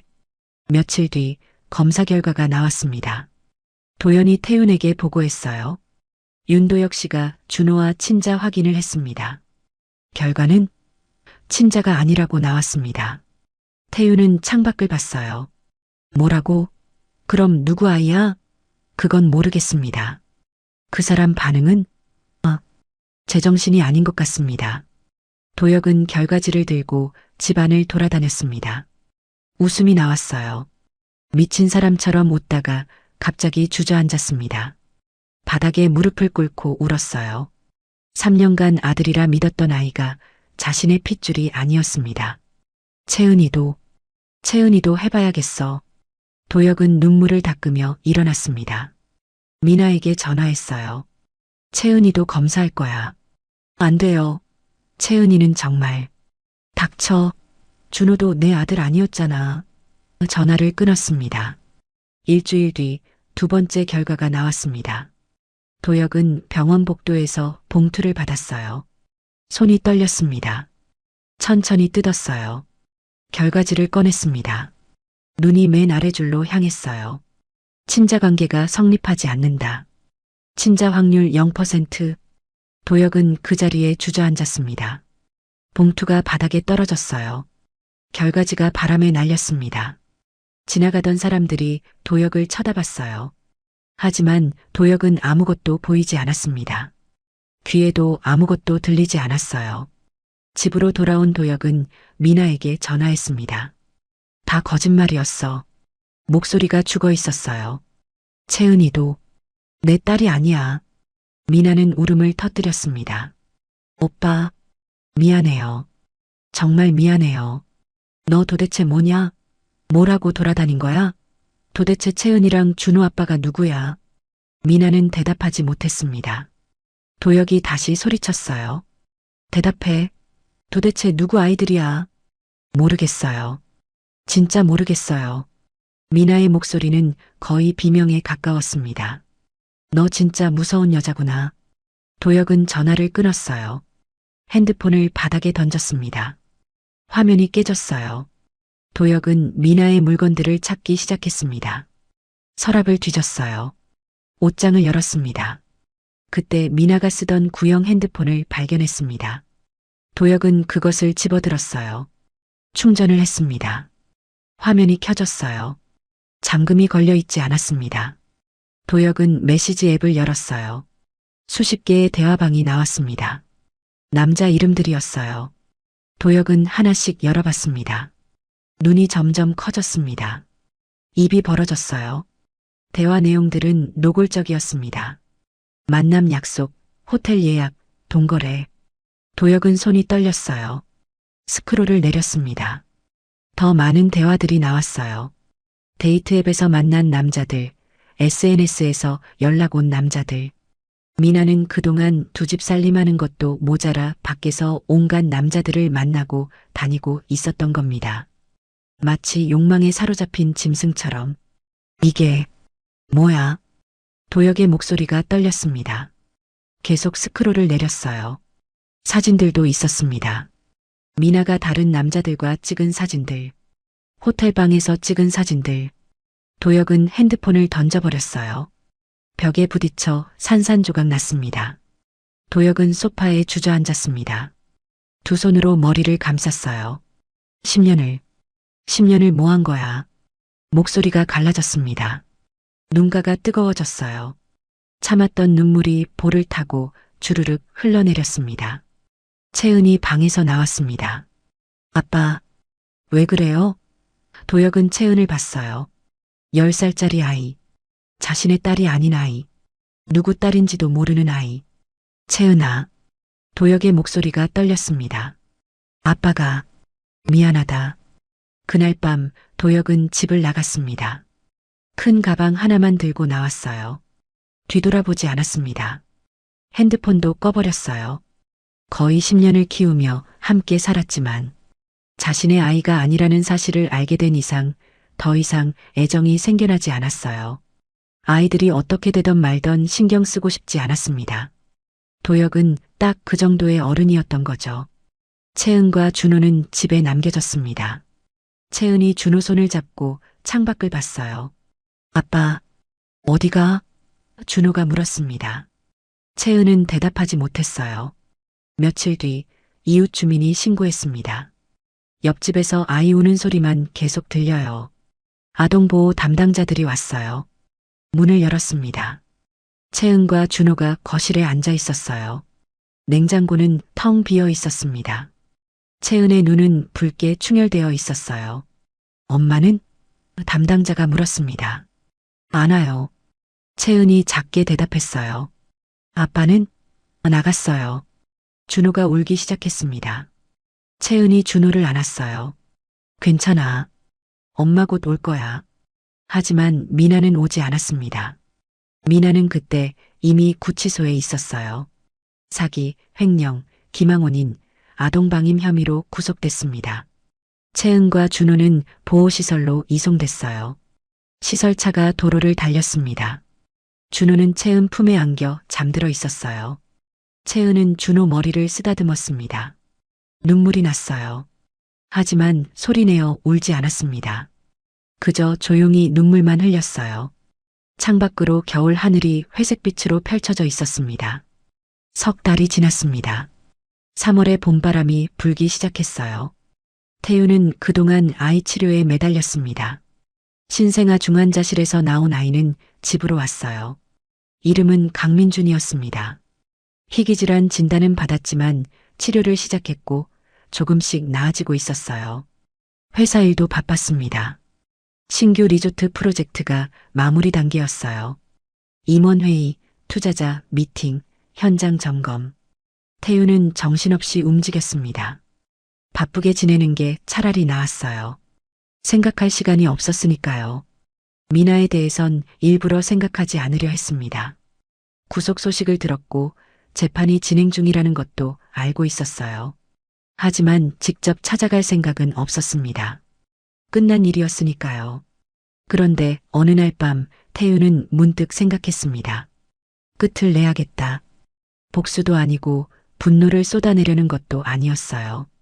그저 자신의 마음에서 그 여자를 완전히 밀어내고 싶었습니다. 정리하고 싶었어요. 다음 날 아침 태유는 교도소에 면회 신청을 했습니다. 승인이 났어요. 면회일은 토요일 오후 2시였습니다. 태유는 달력에 표시했어요. 빨간 펜으로 동그라미를 쳤습니다. 토요일이 왔습니다. 태유는 검은색 정장을 입었어요. 넥타이를 맸습니다. 거울을 봤어요.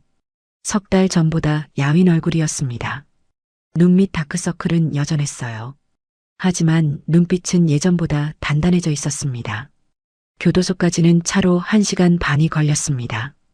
외곽 지역이었어요. 태유는 차 문을 열고 내렸습니다. 면회 신청서를 작성했습니다. 몇 분 뒤 면회실로 향했습니다. 안에는 투명한 아크릴 칸막이가 있었어요. 의자가 양쪽에 하나씩 놓여 있었습니다.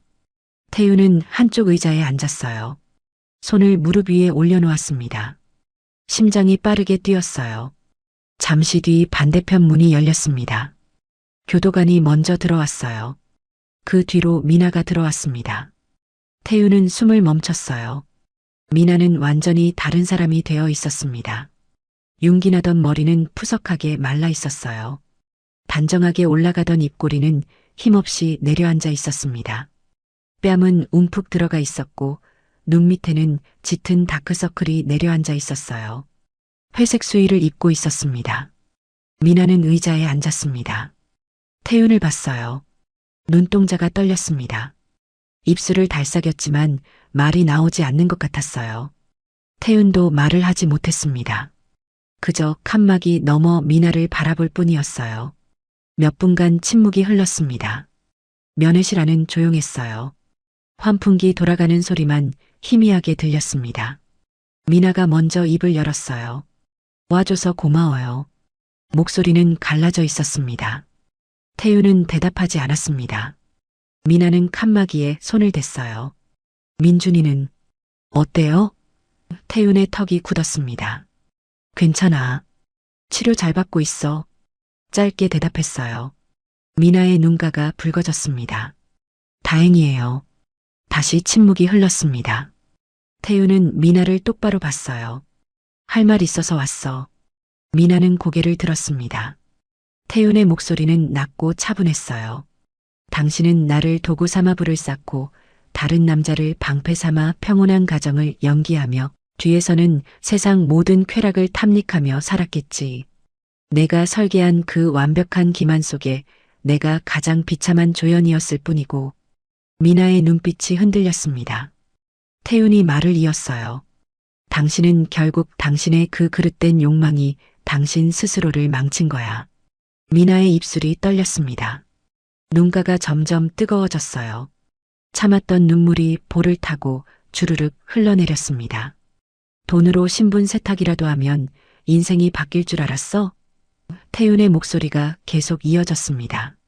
당신이 바꾼 건 당신 인생이 아니라 당신을 믿어준 사람들의 인생이야.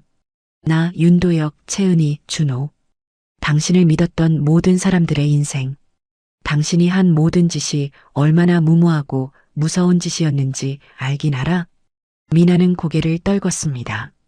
어깨가 떨렸어요. 태윤 씨, 목소리가 거의 속삭임에 가까웠습니다. 아이들만은, 채은이랑 준호만은. 태윤은 손을 들어 말을 막았어요. 아이들까지 이용한 순간 당신은 이미 다 잃었어. 죄 없는 그 아이들은 이제 누가 책임질 건데? 미나는 두 손으로 얼굴을 감쌌습니다. 울음을 삼켰어요. 어깨가 들썩였습니다. 태윤은 그 모습을 한참 지켜봤어요. 가슴속 어딘가가 무너지는 것 같았습니다. 하지만 무너지지 않았어요. 왜? 미나가 얼굴을 들었습니다. 눈은 빨갛게 충혈되어 있었어요. 왜 이렇게 됐을까요? 태윤은 잠시 침묵했습니다. 그리고 천천히 말했어요. 당신이 선택한 거야. 당신의 비천하고 문란했던 사생활과 욕심이. 미나는 울음을 터뜨렸습니다. 소리내어 울었어요. 교도관이 잠깐 쳐다봤습니다. 미나는 칸막이에 이마를 댔어요. 가난이 싫었어요. 목소리가 떨렸습니다. 다시 밑바닥으로 떨어지는 게 무서웠어요. 그래서 다른 사람 인생을 망쳐도 된다고 생각한 거야? 태윤의 목소리가 차갑게 떨어졌습니다. 미나는 대답하지 못했어요. 그저 고개를 저을 뿐이었습니다. 아니에요. 아니었어요. 태윤은 자리에서 일어났습니다. 미나가 고개를 들었어요. 벌써 가요? 태윤은 고개를 끄덕였습니다. 할 말은 다 했어. 미나는 일어서서 칸막이에 손을 댔어요. 태윤 씨, 마지막으로 한 가지만. 태윤은 멈춰섰습니다. 미나가 말했어요. 민준이, 잘 키워주세요. 제발. 목소리가 간절했습니다. 태윤은 미나를 봤어요. 당신이 부탁할 일이 아니야. 내 아들이니까. 그 말에 미나는 주저앉을 뻔했어요. 태윤은 문을 향해 걸었습니다. 태윤 씨, 미나가 외쳤어요. 태윤은 걸음을 멈췄습니다. 돌아보지 않았어요. 미나의 목소리가 뒤에서 들렸습니다. 정말 미안해요. 태윤은 대답하지 않았습니다. 그대로 문을 열고 나갔어요. 문이 닫히는 소리가 났습니다. 복도에 나온 태윤은 벽에 기댔어요. 한숨을 길게 내쉬었습니다. 가슴속이 텅 빈 것 같았어요. 교도관이 다가왔습니다. 괜찮으십니까? 태윤은 고개를 끄덕였어요. 네, 괜찮습니다. 복도를 걸어 출구로 향했습니다. 뒤돌아보지 않았어요. 면회실에서는 미나의 울음소리가 새어나오고 있었지만 태윤은 듣지 않으려 했습니다. 교도소를 나왔습니다. 밖은 환했어요. 3월의 햇살이 따스했습니다. 태우는 눈을 가늘게 떴어요. 하늘을 올려다봤습니다. 구름 한 점 없는 파란 하늘이었어요. 다시 1시간 반을 달려 아파트에 도착했습니다. 지하 주차장에 차를 세우고 시동을 껐습니다. 태우는 운전석에 앉아 한참 그대로 있었어요. 눈을 감았습니다. 오늘 본 미나의 얼굴이 떠올랐어요. 초췌한 얼굴, 붉게 충혈된 눈, 떨리는 입술. 눈을 떴습니다. 백미러로 자신의 얼굴을 봤어요. 피곤해 보였습니다. 하지만 눈빛만큼은 흔들리지 않았어요. 집 안으로 들어서자 거실에서 육아 도우미가 민준이를 안고 있었어요. 왔어요? 도우미가 웃으며 말했습니다. 태우는 고개를 끄덕이며 다가갔어요. 민준이를 안았습니다. 아이는 태윤을 보고 웃었습니다. 작은 손을 뻗어 태윤 얼굴을 만졌어요. 태윤은 아이를 꽉 안았습니다. 눈가가 뜨거워졌어요. 하지만 참았습니다. 그저 아이를 안고 창가로 갔어요. 창밖으로 서울 시내가 보였습니다. 해가 지고 있었어요. 빌딩 사이로 붉은 석양이 내려앉고 있었습니다. 태윤은 아이를 안은 채 그 풍경을 바라봤어요. 민준아. 작게 중얼거렸습니다. 아빠가 잘 키울게. 아이는 태윤 품에서 스르륵 잠들었습니다. 고른 숨소리가 들렸어요. 도시의 불빛들이 하나둘 켜지기 시작했습니다. 긴 하루가 끝나고 있었어요. 며칠이 지났습니다. 태윤은 회사 집무실에서 서류를 보고 있었어요. 신규 프로젝트 계약서였습니다. 그런데 집중이 되지 않았어요. 자꾸만 다른 생각이 떠올랐습니다. 채은과 준호. 그 두 아이들이요. 태윤은 펜을 내려놓았습니다. 의자에 기댄 채 천장을 올려다봤습니다. 그 아이들은 지금 어떻게 지내고 있을까? 미나도 없고 윤도혁도 사라졌어요. 아이들에게는 아무도 남지 않았습니다. 핸드폰을 꺼내 도연에게 전화를 걸었어요. 윤채은, 윤준호. 그 아이들 지금 어디 있는지 알아봐줘. 알겠습니다. 도연은 묻지 않았어요. 태윤이 왜 그런지 이미 알고 있는 것 같았습니다. 다음 날 오후 도연이 정보를 가져왔습니다. 땡땡 아동복지재단에 있습니다. 경기도 땡땡시에 있는 시설이고요. 태윤은 주소를 받아 적었어요. 도연은 고개를 끄덕이고 나갔습니다. 토요일 아침이었습니다. 태윤은 평소와 다른 옷을 입었어요. 정장이 아니라 편한 셔츠와 청바지였습니다. 거울을 봤어요. 낯선 모습이었습니다. 하지만 오늘은 이게 맞았어요. 차를 몰고 경기도로 향했습니다. 내비게이션이 안내했어요. 1시간쯤 걸렸습니다. 도시를 벗어나자 풍경이 달라졌어요. 논밭이 펼쳐져 있었고 아파트 대신 낮은 주택들이 보였습니다. 재단 건물이 나타났습니다. 3층짜리 건물이었어요. 흰색 페인트가 칠해져 있었고 앞마당에는 작은 운동장이 있었습니다. 태윤은 입구 앞 주차장에 차를 세웠어요. 차에서 내렸습니다. 운동장 쪽을 봤어요. 아이들이 뛰어놀고 있었습니다. 축구를 하는 아이들, 그네를 타는 아이들, 벤치에 앉아 이야기하는 아이들. 봄 햇살 아래서 아이들은 웃고 있었어요. 태윤은 그 모습을 한참 지켜봤습니다. 아이들 사이로 채은이 보였어요. 벤치에 혼자 앉아 있었습니다. 무릎을 꼭 끌어안고 있었어요. 표정은 굳어 있었습니다. 다른 아이들처럼 웃지 않았어요. 잠시 후 작은 아이가 채은에게 다가갔습니다. 준호였어요. 채은이 준호를 안았습니다. 그 모습을 보는 태윤의 가슴이 먹먹해졌어요. 재단 건물 안으로 들어갔습니다. 접수대가 있었어요. 직원이 웃으며 맞았습니다. 어떻게 오셨어요? 원장님 계십니까? 네, 계십니다. 누구시라고 전해드릴까요? 태윤은 명함을 꺼냈어요. 직원이 명함을 보고 눈이 커졌습니다.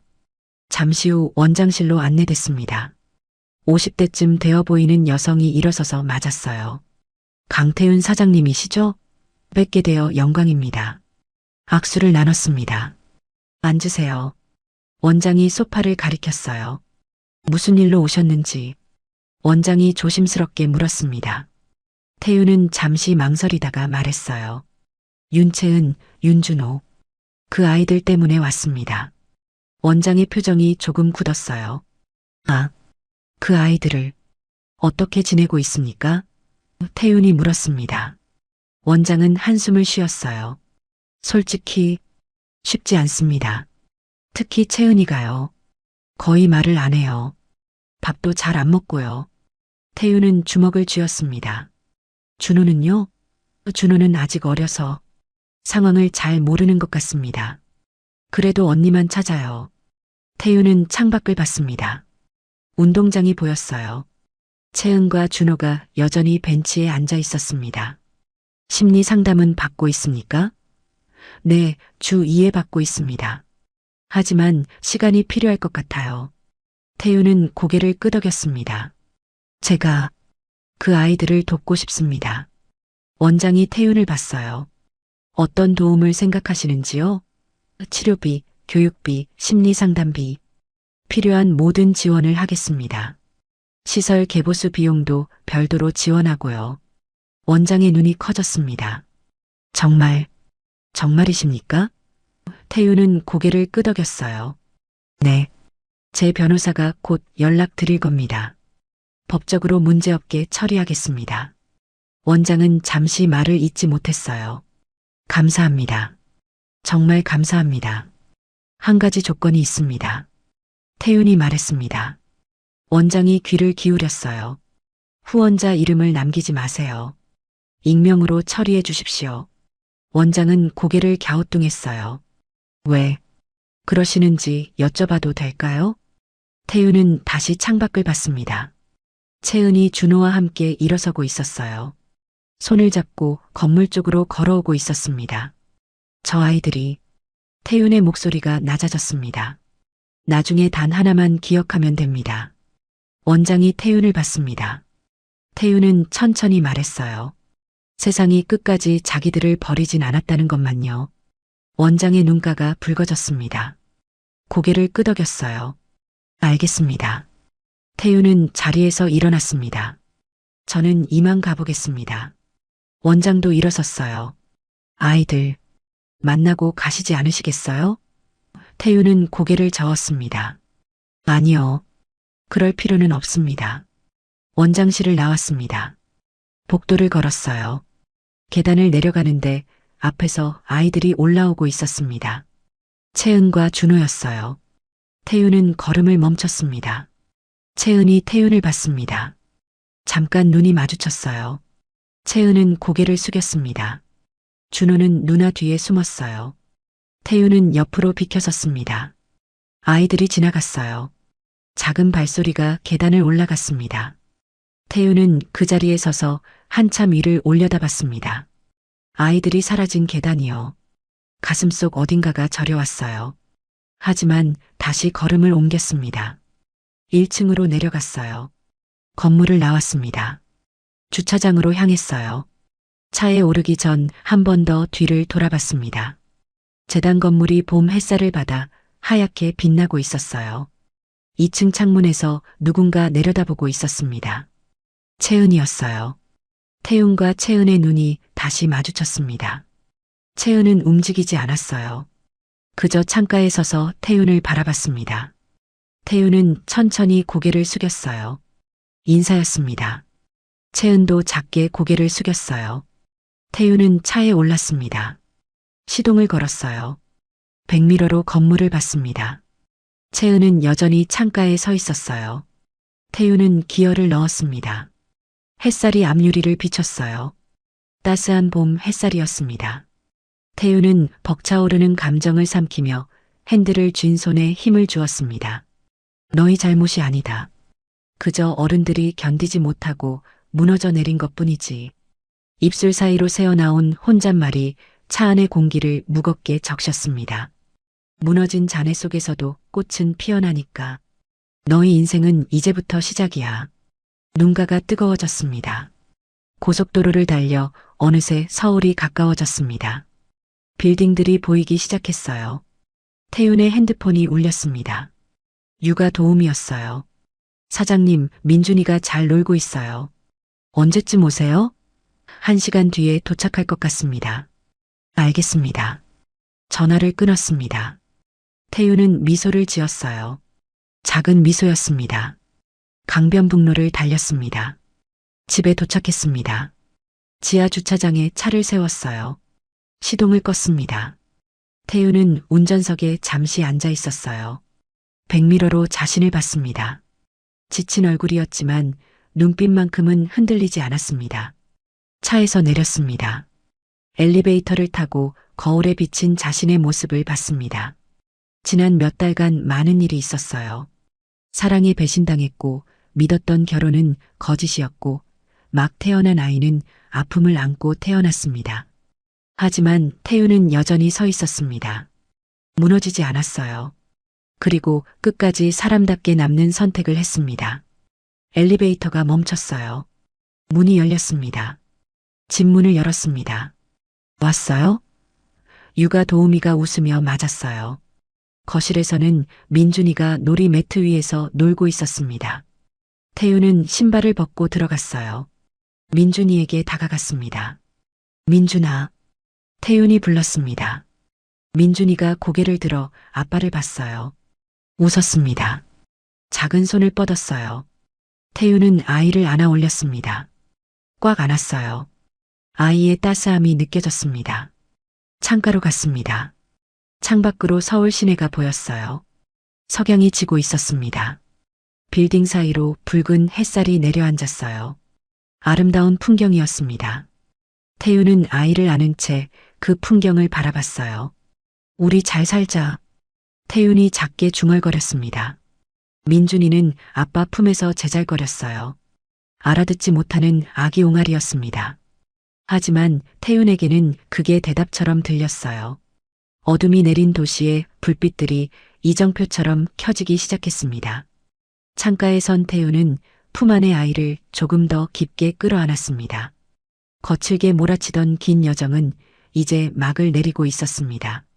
그 폐허 위로 누구에게도 방해받지 않을 새로운 시작이 조용히 발을 내디디고 있었습니다. 오늘 들려드린 강태훈과 서민아의 비극적인 진실, 재미있게 들으셨나요? 사랑과 신뢰라는 가장 고귀한 가치를 돈과 욕망을 위한 도구로 이용한 대가는 결국 처참한 파멸이었습니다. 타인의 진심을 짓밟고 쌓아 올린 가짜 성벽은 아무리 화려해도 결국 무너질 수밖에 없다는 사실을 태윤의 단호한 결단을 통해 확인할 수 있었는데요. 특히 배신감에 무너질 법한 상황에서도 죄 없는 아이들에게 세상은 끝내 너희를 버리지 않았다는 메시지를 남긴 태윤의 모습은 진정한 재벌의 품격이자 인간으로서의 도리가 무엇인지 깊은 울림을 줍니다. 최고의 복수는 상대를 똑같이 진흙탕으로 끌어내리는 것이 아니라 태윤처럼 어떤 오물 앞에서도 나 자신의 인간다움을 잃지 않고 당당하게 나의 길을 가는 것 아닐까요? 오늘 사연이 여러분의 답답한 마음을 시원하게 뚫어드렸기를 바랍니다. 여러분의 삶도 어떤 시련 앞에서도 태윤처럼 흔들림 없이 빛나기를 진심으로 응원합니다. 이야기를 끝까지 들어주신 분이 계시다면 잘 들었다고 댓글 하나만 남겨주세요. 어디에서 들으셨는지 남겨주시면 그곳에 큰 축복이 있기를 기원하겠습니다. 여러분의 댓글이 저에게 큰 힘이 되는 거 아시죠? 지금까지 사연올데이였습니다. 감사합니다.